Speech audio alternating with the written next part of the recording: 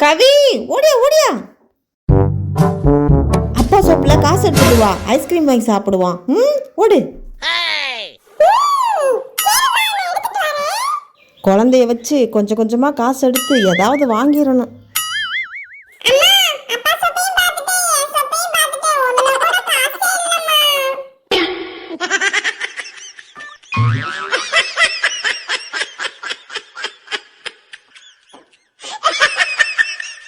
கவி, கிச்சன்ல சிக்கன் இருக்கு, கதவை சாத்தி போடு, பூனை வந்துட போகுது.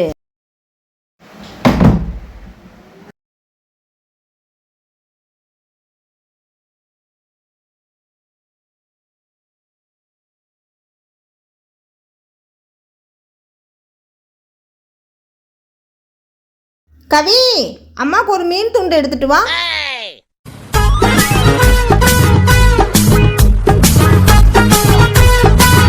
என்னடா இது?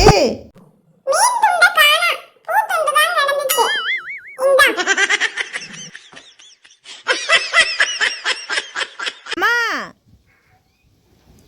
ஏன் இந்த வெயில்ல போட்டு இதை எடுத்துட்டு இருக்க? எடுத்தா தானம்மா காசு. இதை எடுத்தாத்தேன் காசா? அப்புறம் என்ன வேகமா தள்ளி விட்டுட்டு எடுக்க வேண்டியதானே காசை? காசு என்ன கீழே கிடக்கு?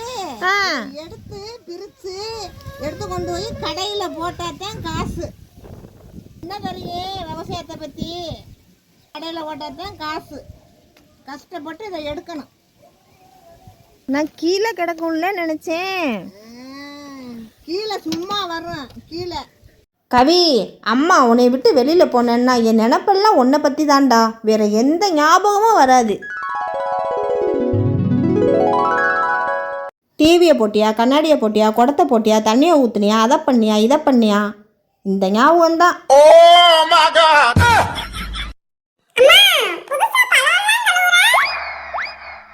புதுசா? அப்படி ஒன்றும் தெரியலையே. இங்கே பாரு எவ்வளோ பழம் கெட்டு போயிருக்குன்னு.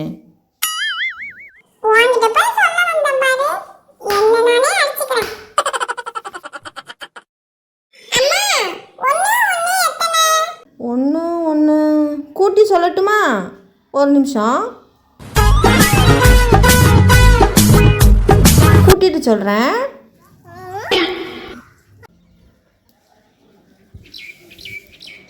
கவி, இங்கே பாரு பப்பாளி. பப்பாளி என்னடா நம்ம வீட்டு முன்னாடி இவ்வளோ கிடக்குது. கவி, பரிச்சு லீவ் விட போகிறாங்க, அம்மாச்சி ஊருக்கு போவோமா? ஜாலியாக இருக்கலாம்டா.